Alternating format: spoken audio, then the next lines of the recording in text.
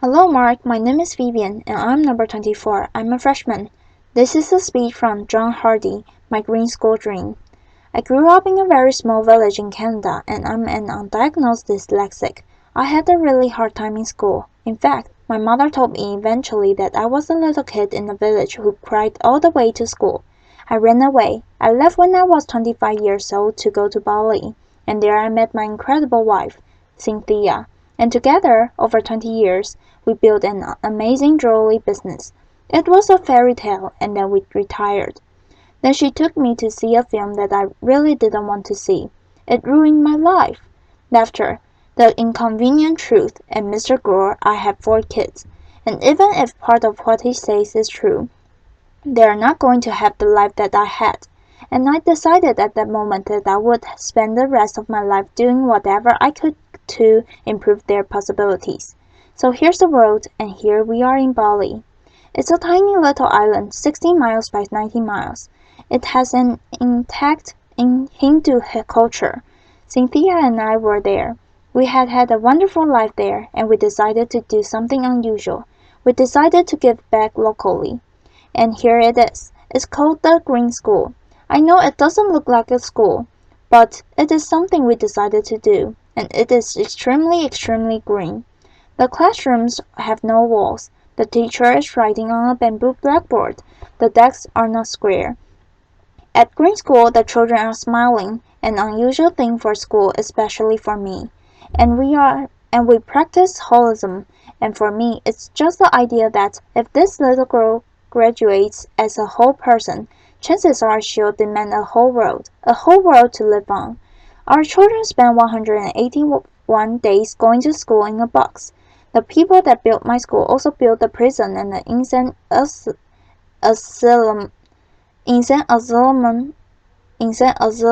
out of the same materials. So if this gentleman had had a holistic education, would he be sitting there? Would he had more possibilities in his life? The classrooms have natural light. They're beautiful. They're bamboo. The breeze passes through them. And when the natural breeze isn't enough, the kids deploy bubbles, but not the kind of bubbles you know. These bubbles are made from natural cotton and rubber from the rubber tree. So we basically turn the box into the bubble. And these kids know that penless climate control may not be part of their future. We pay the bill at the end of the month, but the people that are really going to pay the bill are our grandchildren.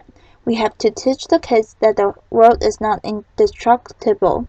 These kids did a little graffiti on their desks, and then they signed up for 2 extra courses. The first one was called sanding, and the second one was called rewaxing. But since that happened, they own those desks. They know they can control their world. We're on the grid. We're not proud of it, but an amazing alternative energy company in Paris is taking us off the grid with solar, and this thing is the second vortex to be built in the world, in a 2.5-meter drop on a river. When the turbine drops in, it will produce 8,000 watts of electricity day and night. And you know what these are? There's nowhere to flush, and as long as we're taking our rest and mixing it with a huge amount of water, you're all really smart. Just do the math. How many people times how many water? And there is enough water. These are compost toilets, and nobody at the school wanted to know about them, especially the principal. And they work. People use them. People are okay. It's something you should think about doing.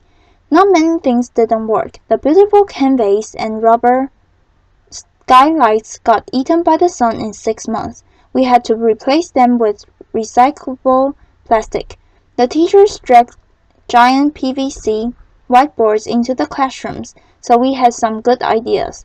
We took automobile windshields, put paper behind them, and created the first alternative to the whiteboard. Green School sits in south-central Bali, and it's on 20 acres of rolling garden. There's an amazing river traveling through it, and you can see there how we managed to get across the river. I met the father the other day. He looked a little crazed. I said, "Welcome to Green School." He said, "I've been on an airplane for 24 hours. I asked him, "Why?" He said, "I had a dream once about a green school, and I saw a picture of this green school. I got on an airplane. In August, I'm bringing my sons." This was a great thing. But more than that, people are building green school houses around green school, so their kids can walk to school on the paths. And people are bringing their green industries, hopefully their green restaurants, to the green school. It's becoming a community. It's becoming a green model. We had to look at everything. No petrochemicals in the pavement. No pavement. These are volcanic stones laid by hand. There are no sidewalks. The sidewalks are gravel. They flood when it rains, but they're green. This is the school buffalo. He's planning to eat that fence for dinner.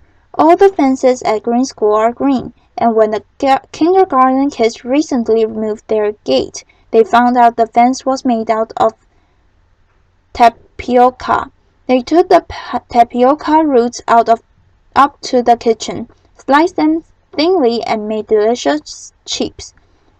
Landscaping.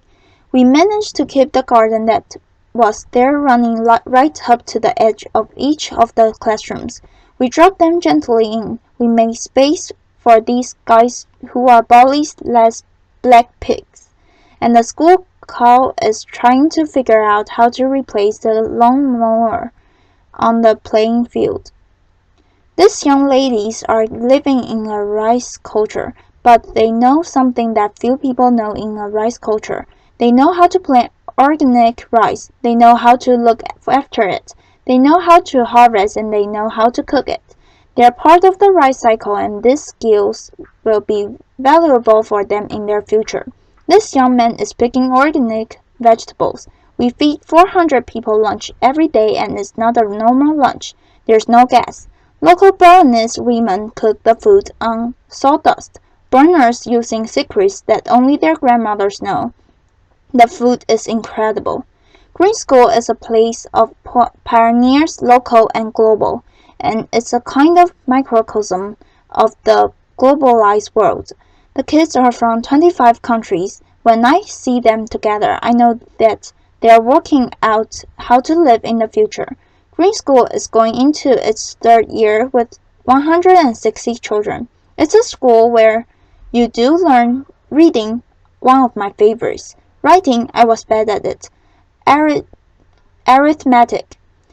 But you also learn other things. You learn bamboo building. You practice ancient Balinese arts. This is called mud wrestling in the rice fields. The kids love it. The mothers aren't quite convinced. Laughter. We've done a lot of outrageous things in our lives, and we said, okay, local. What does local mean? Local means that 20% of the population of the school has to be Balinese, and this was a really big commitment, and we were right. And people are coming forward from all over the world to support the Balinese Scholarship Fund, because these kids will be Bali's next green leaders. The teachers are as diverse as the student body, and the amazing thing is that volunteers are popping up. A man came from Java with a new kind of organic agriculture. A woman came from Africa with music, and together these volunteers and the teachers are deeply committed to creating a new generation of global green leaders. The Green School effect. We don't know what it is. We need someone to come and study it. But what's happening? Are learning different kids. Dyslexic, we've renamed them prolexic, are doing well in these beautiful, beautiful classrooms, and all the kids are thriving. And how did we do all this? On giant grass, it's bamboo. It comes out of the ground like a train. It grows as high as a coconut tree. In 2 months and 3 years later it can harvest to build buildings like this. It's as strong and dense as teak, and it will hold up any roof. When the architects came, they brought us these things, and you've probably seen things like this. The yellow box was called the administration complex. Laughter. We squashed it, we rethought it, but mainly we renamed it the heart of school. And that changed everything forever. It's a double helix.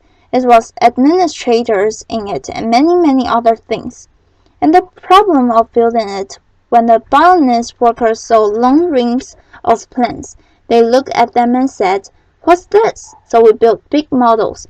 We had them engineered by the engineers.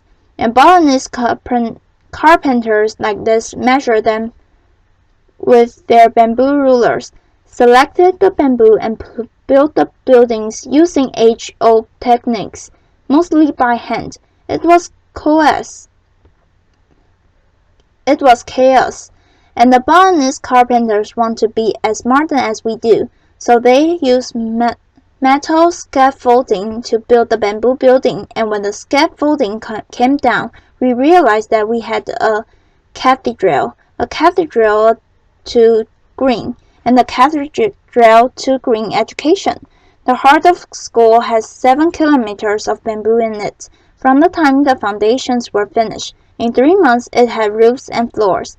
It may not be the biggest bamboo building in the world, but many people believe that it's the most beautiful.